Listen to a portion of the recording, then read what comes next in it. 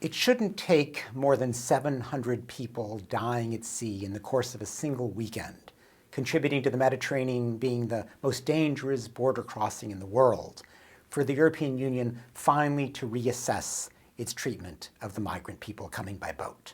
Last year, when Italy was in charge through its Mare Nostrum operation, it was actively rescuing people at sea and saved many, many lives. But this year, the European Union's Frontex took over in something known as Operation Triton. It put a priority on protecting borders rather than protecting people, and the deaths at sea have skyrocketed. Now, the European Union says that it's reassessing, it's going to deploy more boats, but that's not enough. It has to give those boats the mandate to actively seek out and rescue people who are floundering at sea. Now, some European leaders say, oh, we can't afford to do that. It's going to only encourage more people to arrive by boat. But that doesn't reflect the reality facing a large majority of these migrants. Some 50% of these people are fleeing Syria, Eritrea, Afghanistan, and Somalia, all countries with severe violence, severe repression. These people are going to come regardless of the risks they face in crossing the Mediterranean. Indeed, the number arriving has doubled over a comparable period last year. It's time to recognize that these people are going to come regardless and to not make them take the additional risk of their lives in crossing the Mediterranean. There's a need to set up safe and orderly methods for people to seek asylum or refugee protection.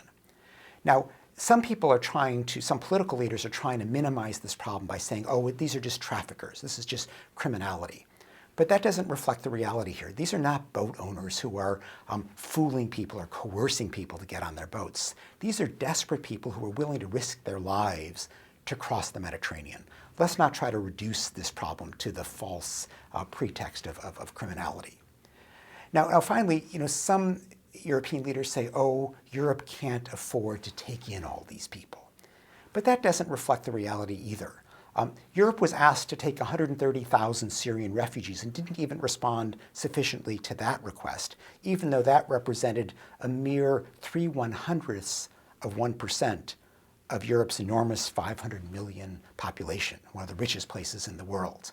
Compare that to the response of the countries around Syria, each of whom has taken more than 1 million Syrian refugees. Lebanon today is 25% refugees. So Europe can respond more generously. It will not impose undue burdens on the continent. There's no reason for the Mediterranean to be the most dangerous border crossing in the world.